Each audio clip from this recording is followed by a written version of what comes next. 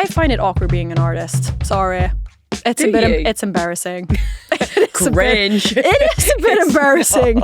What was the song that clicked then and kind of began this album process? If you want people to respect your boundaries, you have to let people know your boundaries. Yes. Hello and welcome to the Eras podcast, where we get into the music and moments that have made your favourite artists who they are today.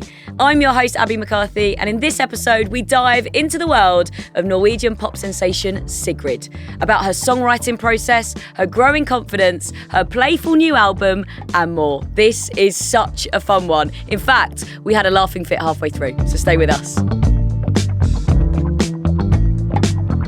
Welcome to the Eras podcast. Sigrid, hello. Thank you. Hello. You are so back. Yeah. You are so back. I cannot wait to get into the new music in just a bit. But first of all, how are you doing? Welcome to the studio. Thank you. That sounds like my Instagram section as well. Like the comments like, you're so back. She's back. She's back. Yeah, it's great. It's really nice. It's nice being there right now. Yeah, I'm happy to be here. I'm so proud of everything that I'm putting out. So yeah, feels good. Yeah, too right. And it's been received well so far, what's out there. But let's talk through the outfit, obviously. The signature t-shirt and jeans. Yeah. The Sigrid uniform. I love the meme you did a while ago. And it was just like a rack of white t-shirts, rack of jeans. What am I going to wear today? Literally me arriving to a shoot. And it was just jeans and t-shirt. And that's how my closet looks as well. Love it. It's easy. I just think life's an endless round of choices. So it's just one less thing to think about in the morning. Yeah. And then I end up often wearing, not my own merch, but like these shoes are from the Strangers artwork shoot. Oh, cool. So I've had them since 2018. This jumper is from the High Five music video shoot in Mexico. Well, this t-shirt is new. And the jeans are vintage but new. But yeah. Was that a conscious thing at the start to just be like t-shirt and jeans? Just yeah. So you knew where you were at kind of thing? I've always worn it. I mean, I grew up on the west coast of Norway, so to wear practical things is just a part of my childhood. Totally. You never know what you're going to expect weather-wise when you walk out the door. It's like rain, and sunshine and wind all in one day. Or snow sometimes as well. Mm-hmm. In one day. So jeans and t-shirt is just simple. And I just think I never feel underdressed or overdressed in it. But when I look at the first press photo I ever did in my hometown when I was 16, releasing my first song, I'm wearing jeans and t-shirt. Look at that. So beginning of my career, everyone was like, is it like, the industry decided I was going to wear it?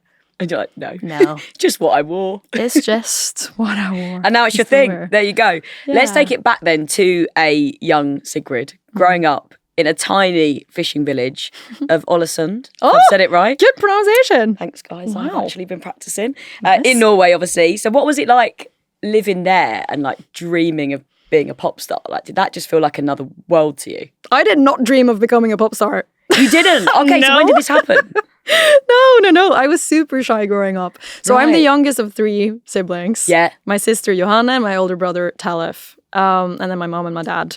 I grew up in a very cozy house. And we had a piano in the house that had been there forever. Cool. And my parents really wanted one of us to play it because it was cozy. And again, practical, like someone has to play the piano. It's just there. Get on with it. Yes. And both my siblings tried, but they didn't really like it. My sister started singing and my brother started playing guitar and singing. And then it was like, well, you got to do it then. So I did it. And I fell in love with playing music very early on. I think also because I was quite shy and it felt like no one was bothering me. I guess it's something with the piano that is very suitable for introverts as well, because you are facing the piano. You're not like with the guitar facing the room. Yeah. I'm just looking into the piano and then everything around me disappears. That's so true, yeah. And to sing to the piano as well. I'm not sitting like that singing out. So that became a bit of a world for me and I loved it. But then I turned 13, I think. It was when I started 8th grade in Norway and music wasn't that cool. Everyone was doing handball. The handball girls. No way. Yeah. That was cooler than music? I don't think so. Well, they thought it was, I guess. Yeah. Well, or maybe me. I don't know. I just didn't think it was very cool playing piano. So I wanted to quit. But then my parents had paid for the tuition. So I went to like the public music school in my hometown, 20-minute lessons every Wednesday. And I wanted to quit, even though my piano teacher is the best person in the world. Aww. He was the best. Johan Severian. I love that man so much. But yeah, I wanted to quit. And then my parents were like, can you just continue for the next 6 months? Because we paid for it. So again, you better do it. Yeah. And I did. And I fell in love with it again over those 6 months. And I never quit playing. Did you almost have like a family band going on then? We do like a family... at Christmas and stuff, would you do that kind of thing? We do a family band every Christmas when we walk around the Christmas tree, and they take the piss out of me every year because I haven't practiced the Christmas songs and I don't really know how to play. And So what were your like very beginnings in music then? Like what were like the first connections you made outside of practicing in front of your family, hanging out with your piano teacher? Who were the first like people you met in music, you know? I love that. Yeah, that was the two things I did. Outside of that, how detailed do you want me to go through this? Oh, we've got time, Sigrid. We've got time. Well, I did the classic, like, performing at school, performing at the Christmas show. Terrifying.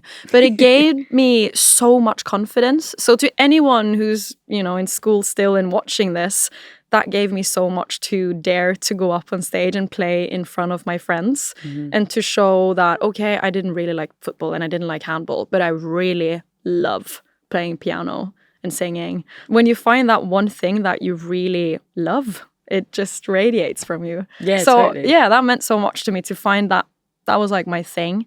And then when I was 16, that's when I wrote my first song. Okay. So that's kind of how it started.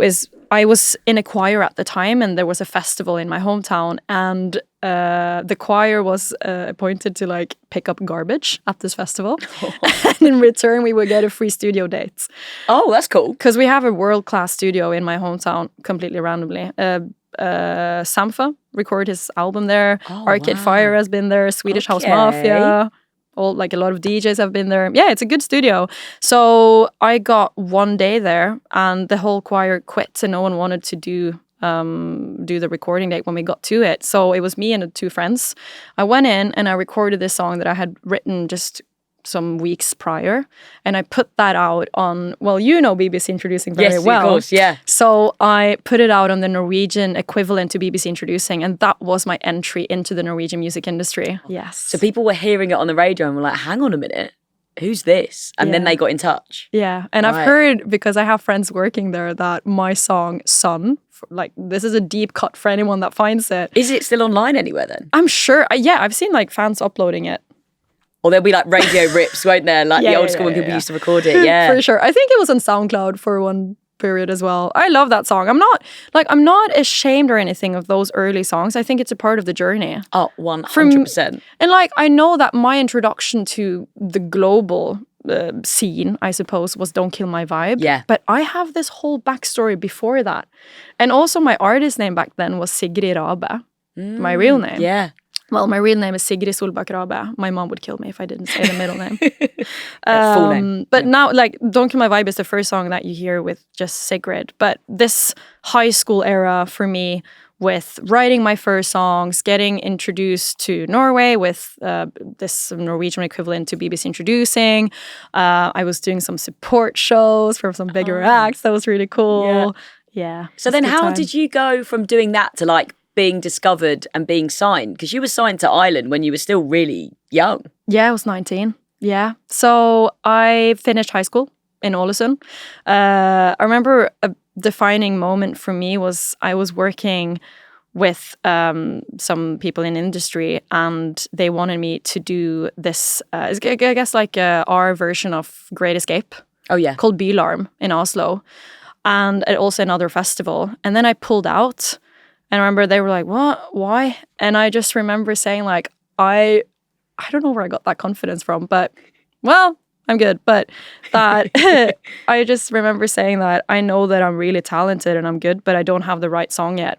I know that I can do better. I don't want to show up to this industry festival, and I know that I won't get the attention that I hope to get. So I want to come back to that festival when I know I have the song. The banger. Yeah. And I did. So I didn't play that year. I finished high school. And I remember the record label I was signed with at the time, or I'm still with them, Petroleum in Norway, they thought that I'd kind of like, skipped out and didn't really want to do music. But I came back with Don't Kill My Vibe, and I played that festival again. Wow. Yeah. And that's the song. That's the song. But that was really cool to learn the power of saying no and knowing that I know not always best, but in a lot of cases, I do know what's best for me, personally at least. And to trust your gut, because you're the one who really, truly knows what you want. Yeah. For sure. And let's talk about Don't Kill My Vibe, because it's become like your defining song in a way, isn't it? Tell us the story behind it, because I imagine you wrote this when you were pretty fuming. I was very annoyed. Annoyed is probably the best way to describe it. I was in a writing session. Well, before that, so when I moved to Bergen after high school, which is another city in Norway. I don't know what the equivalent would be in England. I sometimes think maybe it's like Manchester to London. Okay, yeah. But I moved there and I met my manager, Geir, and I just walked up to him. I dotted him on the shoulder and I was like, hey, I think we should work together. And he just turned around and he was like, I don't have time. I was like, excuse me? And he had just started working with Aurora at the time, who I know has been here on the podcast, and I love that interview.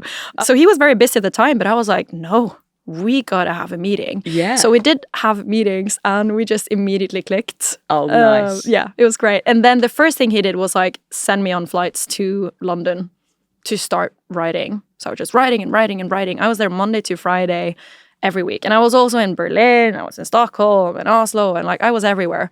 And I was 19 at the time, traveling all these places all by myself. That's wild, isn't it? Yeah. Do you think you were scared, or do you think you were just so excited to be like on this journey? I think when you're 19, you're not scared. Yeah, it's you true. don't know. Yeah, you almost get more anxious as you get older, I think, don't you? You get more aware of all the things that you don't know. So I started traveling a lot. And in that period of time, I was in a writing session with 2 older male producers. Who will remain unnamed? They will, of course. No, I'm not going to call them out. They probably know who they are. It's fine. But I was annoyed. I remember coming in there and they said, I said my musical heroes as references, and they didn't think that they were cool enough references to bring to the table. My ideas weren't cool enough. They didn't listen to me, didn't respect me. And not that I was walking in there thinking that I would like lead the whole show or whatever, but I just wanted to collaborate, and it didn't feel like a nice environment. And I remember we were going for lunch and I was like, yeah, maybe I'll go for lunch. And they were like, yeah. And then I just went out by myself and I called my mom and I was like, this session is like not fun at all. This is not how it is in the other rooms. And she was like, well, maybe you'll get something good out of it one day. And then I didn't think too much about that session afterwards. But then a couple of months later, I was in a writing session with Martin Sjøli in Oslo, in his studio. And he was just asking me, like, how's it been? Da, da, da. And I told him about this session that was difficult. And then he was just like, well, how did you feel? And I was like, I just felt like saying, don't kill my vibe. Yeah. And then we wrote the song. Did it just like fall out almost? It was one of those? Yeah. It was quite quick. We wrote it in one day. And I know that he said afterwards that he was like, yeah, he was thinking it was like, yeah, pretty good song, but he didn't think it was going to be that important song for my career, or both our careers. But yeah. Yeah, I wonder how that is, because obviously we've spoken about the early songs you had, but really Don't Kill My Vibe was like the one that announced you to the world, and you know, the one people see as your first kind of proper single. For sure. But it was so successful. So then it's almost like this instant pressure, isn't it? Because you were so hyped to them from the very beginning. Yeah, it wasn't like a slow start into the industry. And then you don't know what to compare it with. I remember me and Geir, who's still my manager, we were flying to London quite soon after we wrote that song, and he was like, oh my God, what is this song? And he sent it to everyone he knew in London. Yeah. So him as well, to just like send it out. And we didn't plan any meetings. We got on the flight, we landed Gatwick, and he's just like, his phone was just, taking off. And we had so many meetings booked. And that's when the whole, label thing happened with having so many meetings. And I ended up with Island Records, which I'm very happy with. So obviously you had that bad studio experience, but when do you think you started to feel kind of like empowered and confident in the studio? Yeah, I think I just want the best song. You have to leave your ego at the doorstep when you walk into a writing session. It's the training thing as well. Of course, it's nerve-wracking and can be a bit intimidating to go into a room and be like, right, let's like unpack all my inner thoughts. Yeah. But it's important for me to create an environment that feels safe and nice for everyone as quick as possible and just chat and talk. And if everyone opens up a bit, it makes it a lot easier for me to open up as well. And then we're there to play. And I think it's important to keep that in mind. I am, on one hand, like quite calculated when I write songs. I want the best hook possible. Yep. I see the end product always. It's impossible for me to not think about how it's going to sound when it comes out into the world, when people hear it, what they're going to think, la, la, la, la, la. And that both in a negative way, I guess, but also the positive way of I want to imagine how this is going to sound like blasting from a PA. And know that, like, this is going to be great. Yeah. But also keep it playful. Yeah. It's that balance. Yeah, that's the thing with pop music, isn't it? Because it's meant to just be, like, really fun, but also, you want it to connect in a certain way. Like, do you ever feel like the pressure a bit with pop music? Because I think sometimes there's, like, this whole thing around, like, pop perfection, isn't there? But I think that's changed a lot in the Totally. later years. I feel like pop right now is super exciting. Yeah. Because we're all making music that's inspired by a lot of other genres. I think lyrics have become so fun. I think like, I don't know when that started really. When lyrics became so big as it is now. I don't think you listen to a song anymore without like really hammering in on the lyrics. I feel like, when Spotify got that function where you could like read through the lyrics like, whilst it's playing, that made me like hone in even more than I did before. Yeah, and I feel like now it's like people are leaning into like authenticity in pop, aren't they? Like you're saying, it's more about realness rather than just like gloss. True, but I do think there's something to be said for like, shouldn't always like force yourself to be that authentic really. So like, I don't know what's so... I get that a lot of like, so authentic. And I'm like, it's not that authentic. Having my face like plastered on billboards or like I'm up on stage. I'm an amplified version of myself. Yeah. Do you know what I mean? Yeah, totally. You've got like a slight stage persona. It's obviously based on... It's me. On you, isn't it? Yeah, it's for sure. And it's and if I feel like crying on stage because I get overwhelmed, I will. I cried at Rock Werchter because we played to a tent there. I haven't done any promo really before it. And we did that show and I was just so I guess surprised a bit. It was like 20,000 packed tent and then 8 more thousands outside trying to get into the tent. And I hadn't done any promo beforehand. I hadn't released any music yet. Yeah. And that just, then I cry because I'm overwhelmed and emotional and it's lovely. But then I probably won't cry the next show because you can't do it again. Yeah. So of course there's like lots of authentic things to me and the brand, but I do think inherently like being an artist it's not natural. There's a lot of things about my job that is weird and strange and yeah. But then I don't have a lot of work experience other than working in the cafeteria of the local aquarium in my hometown. Was that your first job, was yes. it? Were you good, do you think? I think I was okay. I learned about customer service and angry tourists. Oh, I bet there were quite a few of them. Yeah. Yeah. But it was cool. A lot of fish. That was nice. I love that. And I worked in an olive oil shop as well. So if you weren't a pop star, is that what you'd be doing?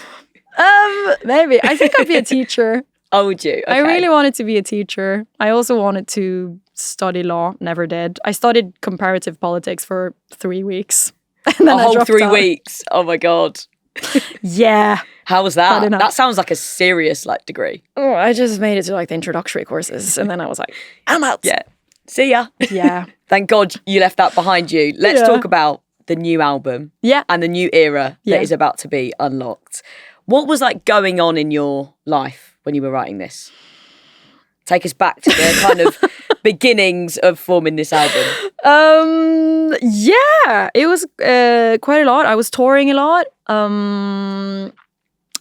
I think you can hear on the album there's quite a bit of heartbreak on it. Yes. Are we okay now? Laughing. You can kind of hear in the album though, it gets like kind of more about like flirting and fun. Yeah, it's a good mix. I think it's there's 3 different stages almost maybe on the album, where there's one part that is like the giddy, flirtatious early days. It's the actual thing that is very tough and difficult and hard and sad and angry and all those emotions. And then it's the aftermath that I think is probably something I haven't been writing that much about before. It's been very like in the moment. But I think this time it's quite a few songs on, everything that happens afterwards. All those emotions and feelings that come up with that. But I love this album so much. I don't think there's a single filler song on it. For me personally, I don't think I've ever had that feeling before where I don't want to change anything. I think it's perfect as it is. That's amazing. That's got to feel like, you must have been chasing that feeling forever. Yeah. And maybe that is how I felt before. I've just forgotten it now. But I'm so proud of every album and EP and song that I've ever put out. It's all a journey. And I love it. And I love everyone I've worked with my whole career in it. But it feels like a very special one this time. Let's talk about the album title then. There's Always More That I Could Say, which is also a song on the album as well, isn't it? So I saw the project just as like a celebration of, nostalgia, friendship, flirting. It's like a real carefree, joyous album, I think. Obviously, there is that heartbreak element to it, but overall, it's just got such a great energy to it. It's more fun. Yeah. I guess, it's try not to take myself too seriously with it. I'm taking the piss out of myself on quite a few songs, which I think is kind of fun. Yeah. To dare to do that, to not put myself in like a great light always as well. Because that's an interesting thing. As a writer, you do have the power to like paint yourself exactly how you want to be. Yeah, you're like, I was great. I did nothing wrong. I'm such an icon. But that's every one of us on Instagram. Yeah, we're in a very curated world right now, right? We are. Nothing is, not curated, which terrifies me. Yeah. But yeah, on this album, it is more fun. I think you hear it in Jellyfish, for instance, that I didn't want to sing perfectly on it. I wanted it to feel like, I don't know, that I wasn't a singer by profession, that it was just something that I did. And I think those are the most interesting voices as well, the ones that don't try too hard. It just comes naturally. What was the song that clicked then and kind of began this album process, would you say? Jellyfish. It was Jellyfish. Oh, cool. And I never plan albums ahead of like the album title or visuals. I just start writing again and write from what I'm feeling. I wrote it in Oslo a couple of years ago with Askjol Solstrand, who's one of my best friends and someone I've worked with for a long, long time. We wrote Dynamite together, Side of You, all the acoustic versions that you've heard of every song that I've done, that's with him. Oh. And he's a really, really close friend of mine. And we have a very playful, fun working habit, I guess, in the studio. It never feels like work with Askjol. And we wrote that song and we were watching Napoleon Dynamite in the background. It was just really sweet. So that was the starting point of it. But how I found the album title was from a session in London with Will Taylor and Ollie Baston. And we wrote this piano ballad. And it was, it's a pretty gut-wrenching, heartbreaking song. Yeah. But I love the title because, like, if you hear the title with the song, you get the weight of the title. There's always more that I could say in, relations, the aftermath. There's always more that you could add to nuance a situation, change someone's impression or your own impression. There's always something more that someone else could have said as well. There's always more, But I also love it as this funny tongue-in-cheek title of the album. There is always more that I could give of myself to the music, to the work, to fans, to the media, of like more layers to what's behind the songs. But it's a bit like I'm drawing a line. This is what you get. there's always more that I could say. Yeah. Do you feel that as you kind of get more and more well-known and the further you go into your career, are you sort of putting a slight like ring fence around some of your like personal life? Like this bit's for me, you're having like most of me, but I'm going to keep this little bit for myself. I think you have to not go mental.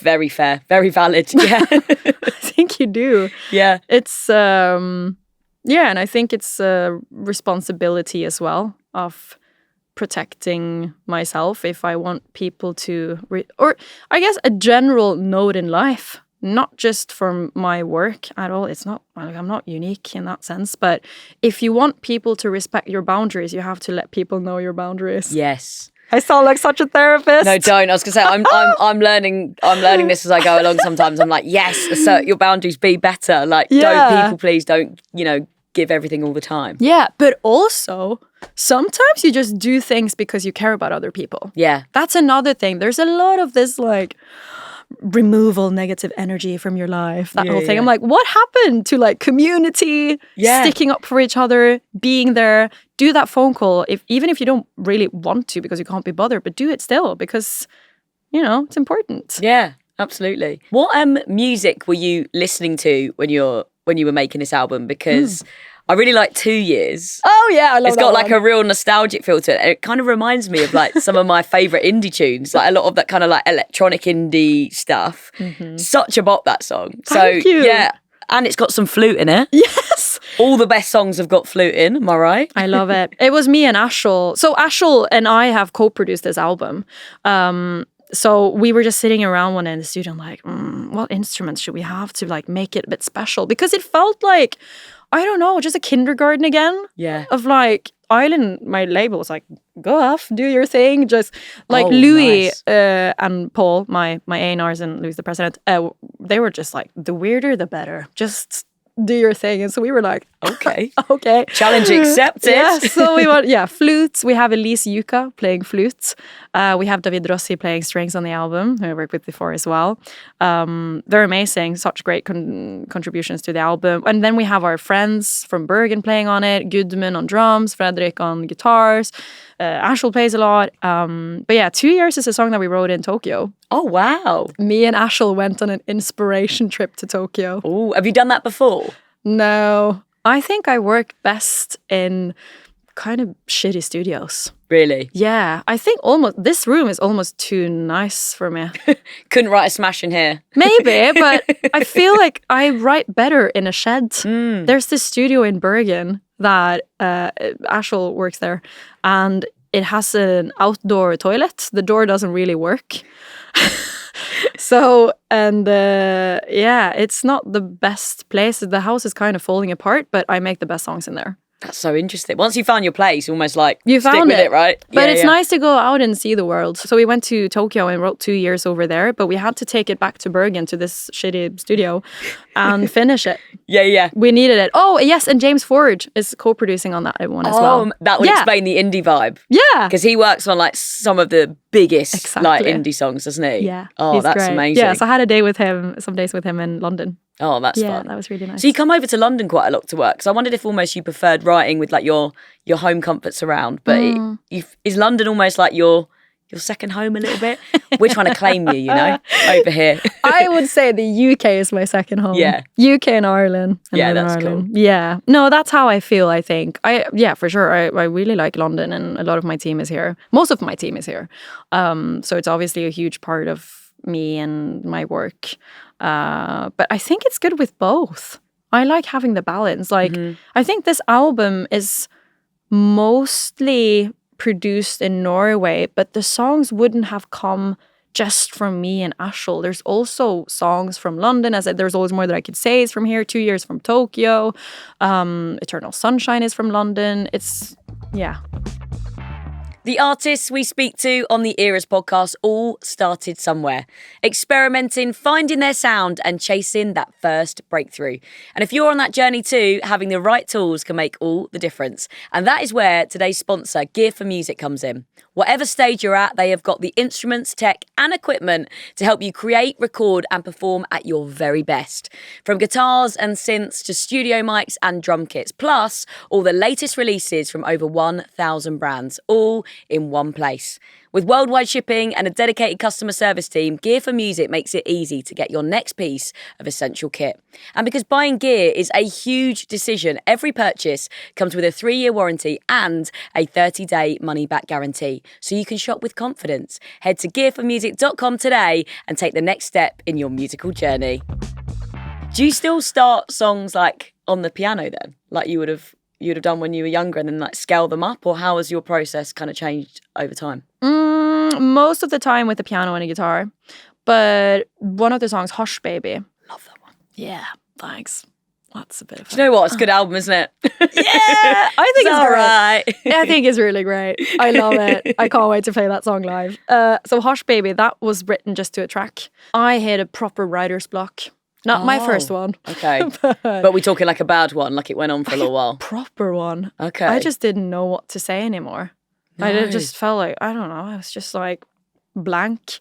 I had been touring for so long and I hadn't really lived that much, I suppose. So I was just like, what the hell do I do? And I got really scared of being in the studio as well, probably. Just a bit like nervous, which I think everyone can get. Yeah, totally. It's very frustrating to leave the studio and feel like you haven't written anything good. I just hate that feeling. Mm-hmm.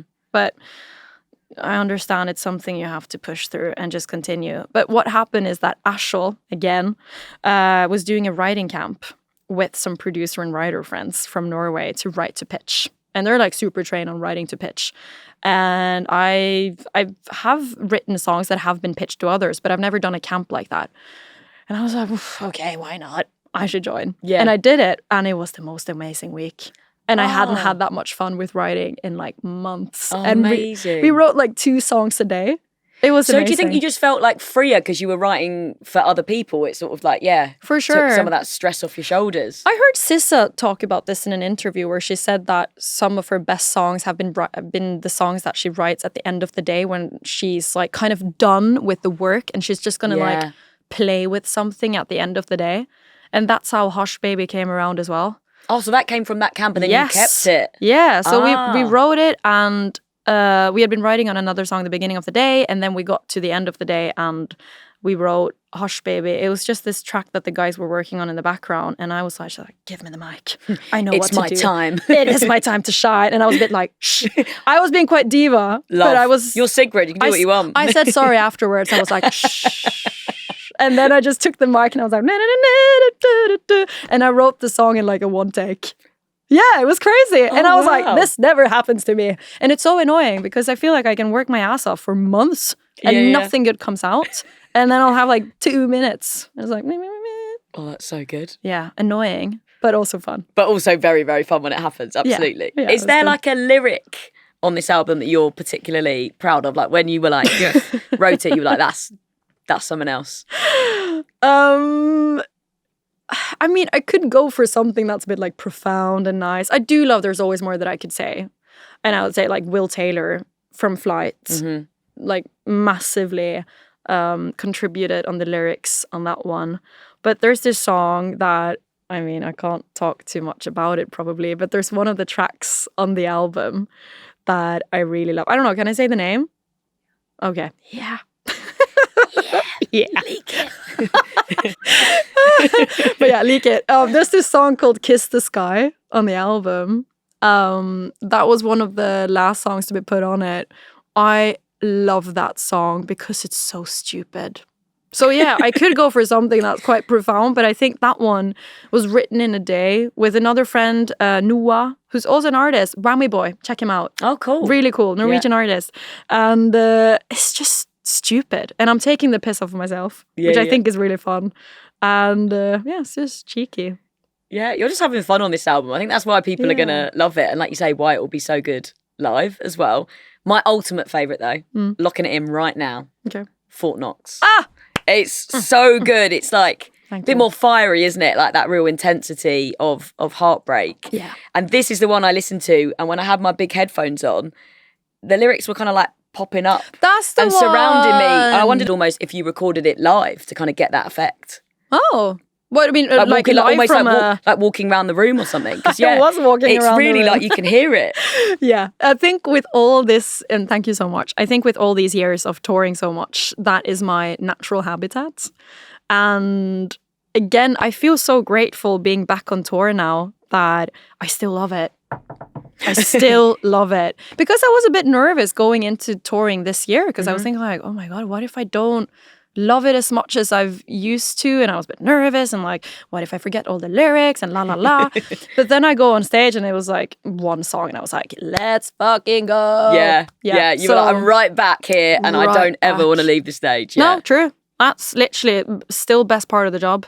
And Fort Knox comes from that energy, I think. It's about a time where I was raging. I was very angry around the time that I wrote the song, so... Your best songs seem to come when you're kind of angry. True. Yeah. I should be... Someone needs to make me angry again. Piss me off. Yeah, so we wrote that song, and to get the vocals to be really good, we had to create a live environment in the studio. This is back to the shed. We wrote that song in that studio that I talked about. Oh, no way. Again, that's what I mean. It's like something in the walls there. I was me, Michelle Leonard, and Ashel again. And I was raging, I was angry, rah. And then I don't like microphones where I have to stand still and be like, I was actually literally this mic.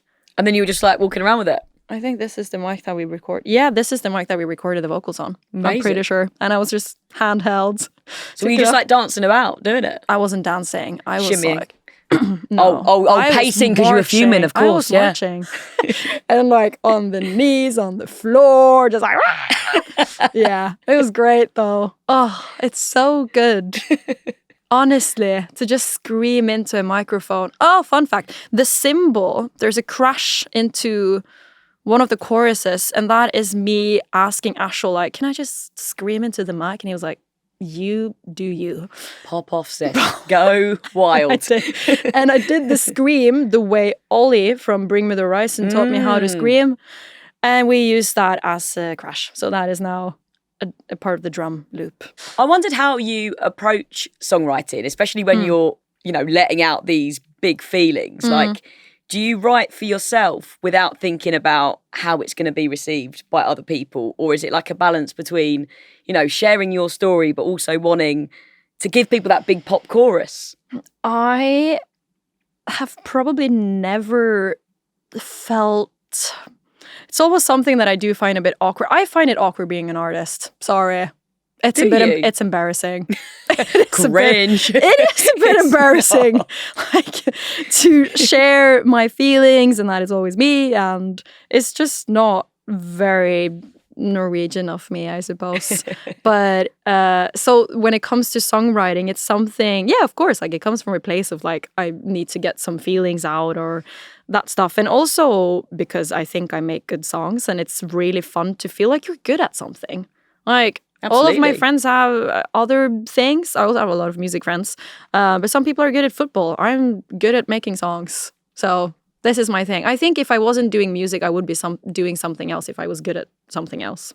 But with that said, I started songwriting because it was first because of my brother who was doing a show in my hometown, and he said that I'm so sick of you playing Adele covers. Can you please make a song? And I was like, oh, okay, I'll do the song. And the second song I ever released called Two Fish, another deep cut that probably exists on YouTube somewhere. That was written as an English assignment in high school. So I was between two grades, and my teacher told the whole class, like, you need to make a poem if you're gonna be bumped up grade-wise. And I was like, I'm gonna get the best grade. I'm gonna be amazing. Yeah, I'm like, if I get a bit underestimated, that's a good driver. Mm-hmm. That's a massive drive for me. So I was like, I'm going to make a song and perform it. It's going to be really good. And I did get the better grade. Yeah, you Very did. happy with that. So I think it's songwriting for me has been like a practical thing as well. Mm-hmm. Of like, that will get me from A to B. And like, when I lack motivation for writing, I just think like, well, imagine being on that massive festival stage, knowing that you have a new song to play. Yeah. Best feeling in the world. It's practical. It's a tool. It's something to work towards. You're almost always writing with like live in mind because that's your favourite bit. I don't come home and just write to like write my feelings out. Doesn't really happen. I need to feel like I'm going to work. Got you. Okay. I need to be in a studio. But I have other friends that are like, I need to write. It's just need that to happen all the time. Yeah, sometimes those people who write like every single day, isn't it? They like as soon as they get up, they have to write something.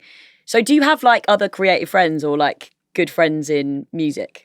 Yeah. Who are they? Because I guess it must be nice to like have people to like check in with. Absolutely. It's something. Because it is mad being an artist, as we've discussed. It is crazy. And like, you don't always get to meet that much. But whenever you see, that's why I love festivals as well. Yeah. Meeting your colleagues backstage and having an honest conversation like, how are you? But like, how are you really? That's always really nice. Yeah. Have you met some of your like heroes backstage at like festivals or while you've been like on the road? Yeah.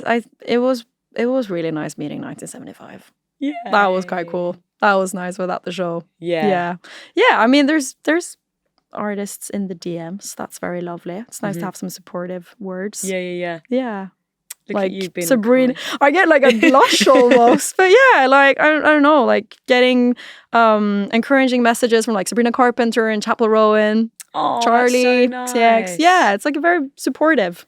We love to see that as well, like I the love that girlies too. supporting each other. Yeah. There's such a like wave of that at the moment as well in pop music, isn't there? Just girls rising to the top. Yeah. We love to see it. For sure.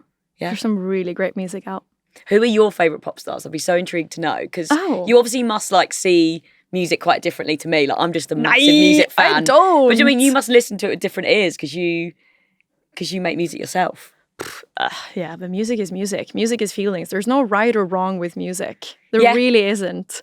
But my favorite pop stars, I think Chappell Roan is really great. Mm-hmm. And I love the way she navigates the music world and the media world. Yeah. I think it's quite admirable. Mm-hmm. Yeah, it's cool. Yeah, I very like her. much on our own terms, right? Yeah, but I love everyone. Like, Yeah. come on, there's so many great ones. Yeah. Olivia Rodrigo, Yeah. Sabrina, Charli. Yeah, so many great ones. Yeah. I need to, like, I should have my playlist out. But Yeah, that's where you're like, I don't want to forget anyone. yeah, like this morning I was listening to Solange again. Oh, God, yeah. She's so good. Can't go wrong Hope she with comes that. back soon. Yeah, hope so. She's amazing. Yeah, I really wondered how writing lyrics works for you in that you're doing it in your second language. Mm-hmm. So does that have an effect at all? 100%. 100%. I feel that's 20% of the writing is like, can we say this in English? Oh, really? Always. Yeah.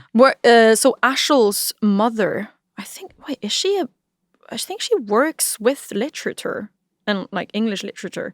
So we sometimes check with her, like, can we say this grammatically? Yeah. Is this a thing? Yes, this is a thing. Or I'll call like British friends. But yeah, for sure. I think maybe that's the reason why melodies are so important to me. Because when I grew up listening to music, I obviously heard melodies before lyrics. Yeah. I didn't know what the Coldplay songs were about until I was like 16. Oh, God. And then it must have hit you. Some of the really emotional ones. Big sob in your bedroom. I didn't know that was what it was about. Yeah, true. Big sob. Or like I'll have surprises now of like my childhood heroes. Like, what? Oh, yeah. There's That's some what songs they you used to sing along to as a kid and you're like, Yeah. they're filthy. Yeah, a lot of it. But yeah, that's a huge thing, I suppose, with the Scandinavian pop music being so melody driven. Yeah, it's probably because it's a second language. So does that mean melody always comes first for you then? Yeah. Or lyrics? Absolutely melody first. Right. Lyrics for me is like, so more of a necessity. But it doesn't mean that I'm slacking on it. Like lyrics need to be really good. It's just that melodies for me is something I do all the time. I always hum. I hum to, just like a comfort thing as well. Like comfort yourself. Or like when I'm stressed, I hum. When I'm happy, I hum. I hum all the time. So do you just like hum or sing melodies like into your voice notes app all the time? I am that girl. Yeah. And it's very annoying. It's quite cringe, but that's how I make these songs. When the idea strikes, you've got to do it. Woo! Yeah, that's me. So you just like walking out and about doing it, or I have- in a supermarket? I have walked out of parties to be like, whoa. Yeah. I don't know if you know I'm Dinners. actually a pop star. Imagine. Yeah. I love that. And I love humming or singing loudly when I'm skiing or biking. Oh, do you? Yeah. So if you hear me like biking past a bus stop, woo! I'll be like, I think that was Sigrid. Yeah. Yeah, always. When did you start feeling like the most confident in your artistry? Like, was it during that debut album process? Obviously that did so well. Then you followed it up with an amazing second album, or is it maybe right now? Right now, for sure. Yeah? Yeah. I think I've made my best album. So you just like unlocked that extra bit of confidence? Yeah. I think I'm proud of everything I've done, but I do think on this album, it feels like I've taken the best parts of everything up until now.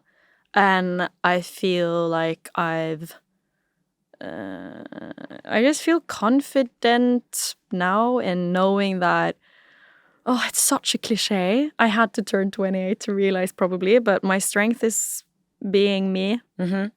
So Tumblr quote. But honestly, applicable for everyone. Your strength is being you. Mm-hmm. And yeah, I feel like the songs, but like I wouldn't have made these songs if I didn't have all the training in the past of making other types of songs. Totally. Or like learning how to make perfect songs. There's something you learn from that. Like I've been doing the fucking rounds. Yes. When it comes to writing sessions in London, in LA, in Stockholm, in Norway. I've done it. And it has been frustrating at times, but it's also been such a steep learning curve of understanding. It's almost like to make the choices that are best for you, it's really nice to know what alternatives are out there. Yeah. To widen your horizon, to then take out, oh yeah, that didn't feel right, but this feels really good. So I do think it's important, and like for anyone listening for like writing tips, I don't know. But I do think, yeah, daring to write with others or to share your thoughts with someone doesn't mean that, you know, then it's going to be super difficult to go back to writing yourself. Not necessarily, but it's something that you can take with you from collaborating with others. Mm-hmm. And like, I don't know, learn something new. So while you're giving tips, what would you say is like the formula for an amazing pop song? Oh my God. I know it's like the $1 million question. That is I mean, if I knew, there would be bangers on bangers on bangers. No, I've written some good tunes, for sure. Mm-hmm. Well, I'll try not actually take it seriously, not just joke it away, because I get a bit self-aware. But I can't remember who said this in an interview, but I read someone saying that the verses are for you and the chorus is for everyone listening. Oh, I like that. Which I think is kind of a nice rule to go by. Yeah. Get as much of details that you want in the verses, and then the chorus is just how can you make this as sing-along as possible. Yeah. But a thing that me and Ashel always do is like, how many chords can we put into the song without it feeling overwhelming? I loved that you put out 2 Years as one of your favorite songs on this album. I really love that, because when we started that song, we were like, whoa, a lot of chords going on. We're transitioning between 2 keys. So I'm going up and down, even going like back to the original key midway song. It's like kind of complicated, but it sounds super easy because there's always, I also think there can, sorry, it's all over here, but I think you can have one element that is changing, but if a lot of other things around it kind of stays the same or doesn't get too complicated, it will still feel like pop, if that's what you're aiming for sure. Yeah. I'm just talking pop music here. To make it interesting, because there's nothing worse than like a generic pop song that does nothing. I don't like that. I like it to be interesting. But I love something that feels addictive. Like I just want to put it on repeat. And I think it's elements like that. But then again, if you have too many elements that kind of like arguing with each other, like the bass line and the drums are just like, it's too complicated. They're doing different things and they don't meet. It's something with like meeting in between, that it's not always like something different. Like it has like meeting points in between. I think that, I don't know, but at least to my ears, that feels like soothing. Like there's some order in the chaos, but you need some chaos, something that goes on in the production for it to not just feel boring, like an endless loop. I think there was a time where everyone was just making like loop music. You've been quite like selective with collaborations in your career. But you've obviously worked with Griff and Bring Me the Horizon, who are 2 of my favourite artists. Yay. So what was your experience like working with the two of them. That was really cool. I think early in my career it was very important for me to know that I've made a name for myself. Yeah. I didn't want anyone to say or for me to feel like any potential success was because of someone else. Like, I rate that. I've done this myself. Yeah. Yeah. And I don't know, I like being in control. So yeah, that was cool. But then the songs with Griff and Bring Me the Horizon came along and I was like, this is really fun. We have to do it. And I love those two collaborations because it's like very different. Sure, yeah. It was fun to collaborate with Griff. That was really fun period with Head on Fire. Yeah, that was really nice. And then with Bring Me the Horizon, I don't think a lot of people expected that one maybe. But we just met at a festival and we were like, we should do a song. Let's go. Yeah. Let's talk about your stage performance because it's iconic. The way you move, it's just you, isn't it? It's like so Sigrid now. I see you on a festival stage, white t-shirt and jeans, doing your thing. Did you like watch other performers' shows to like get inspired? Or how did you kind of become this character on stage? Like, was that a whole process for you? That's so funny. I've never been asked that before. No. Well, I was super shy growing up. Which you'd never know now. That's so interesting. No, but yeah, I need my alone time. But I think now it's just like, I don't know. We're too far in for me to be shy now. I can't be shy now. On a stage in front of all those people. Like, all right then. Yeah, but I think that shines through in between the songs probably when I'm going like, rah, louder. And then you hear me like, thank you so much for having me today. It means a lot to me. That's me like between the songs. And be like, no, fuck up. Yeah. Yeah. So it's a balance, but I think I was very shy growing up. And then I did theater. Cool. I went to the local theater called Jugendteateret in Ålesund. And my first role was to be the king. Oh, hello. Going in big. Yeah. Go big or go home. And I loved it. It was so fun and I could pretend to be someone else. And I was like, oh, totally fine. And I've been told that I was 7 years old asking like the theater, like the theater teachers, like, I need a bigger throne. This isn't big enough for me. Stop. Excuse me? I need the biggest throne and the biggest crown now. Don't know where that came from. But I guess, yeah, acting created a monster. Oh my God. I wasn't a monster. Are you going to go back to acting? I've been asked to audition for some things. Oh, have you? Yeah. I remember, no. But I remember biggest regret of my life was being asked to audition for this really big film that came out like 2017 around Don't Kill My Vibe. And I was like, I'm too busy. I can't do this. And I regret it so much. Oh, no. I don't think I would have gotten the role, never. But still, knowing that I was just overwhelmed. But it was a lot at the time. But then again, it's like how we talked about earlier today of how when Don't Kill My Vibe came out, I didn't know what the normality was. And like, I just knew it was a lot. And I was like barely hanging together in the middle of it all. Yeah, so let alone if you'd done a film. Yeah. I probably would have cracked then. You need to let us know what film as well before we move on, because everyone's wondering that's watching and listening. It was, what is it? Is it Little Women? Stop. With Saoirse Ronan. You're kidding me. I was asked to but probably me and 500 other girls, and I wouldn't have gotten it. But just to imagine myself, maybe, potentially, in a world. I was asked to audition for the role of the sick sister that dies of a cold. Which, when I told that's my humbling, sister, isn't it? When I told my sister, she was like, "That's so on brand of you, so you." She always makes fun of me because so funny. My worst fear is getting a cold because then I would have to cancel a show. So yeah, it would fit me. So your role so far, King, potentially in Little Women, and the sick sister. I mean, some breakout roles here, babes. True. I mean, I'm available. Call her. That would be iconic. Well, let's get back to your stage performance and how you found your feet. From a shy kid to You strutting about now doing your thing. This just happens every time I do an interview.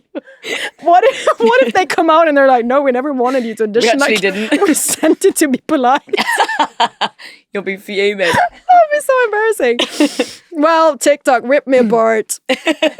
Bring it on. Oh, so hot. We'll try. But we're hot from laughing. Yeah. Wait, oh yeah, stage performance. Yeah, I was very shy and then I played the king. And then your life changed. I was like, right. So it's like Sigrid before being king, Sigrid after. Yeah. That's what it goes down as in the musical history books. Honestly, not far from the truth. It really changed something in me. Wow. But also in that theater, sorry, I have to continue on this because in that children's theater group, I was offered the role. Oh no. What is it now? So sorry. I'm so sorry. Say. No, I was offered the role. I was going to play the role of like Santa's son. Santa's son? God, you get offered all the big parts, don't you? I've got a theatre degree. I've not even had a sniff of any of these roles. I'm devastated. Yeah. Can we be in something together? Also, 6 Sis 1 and 2. We'll get training now. But I was going to say that I cried so much when I got the role. That's how scared I was of being on stage. No. I didn't want to do it. Even a Santa's son couldn't hack it. And now, Popstar, huge festival stage, bring it on. Look at that for a turn. Yeah. I've been on stage ever since. A great acting history we found out, which I love. But now you're very confident on stage, and obviously you're always up there with your band, and you look like you're having the most fun. It's hard to believe given the state of me now. But yeah, I feel pretty cool. You're like, I love being on stage. I do. Yeah. What do you and your band get up to when you're not performing? Do you have loads of fun? Is it just silly? It is. Like cracking dry jokes. But that's why I love it. They're my heart.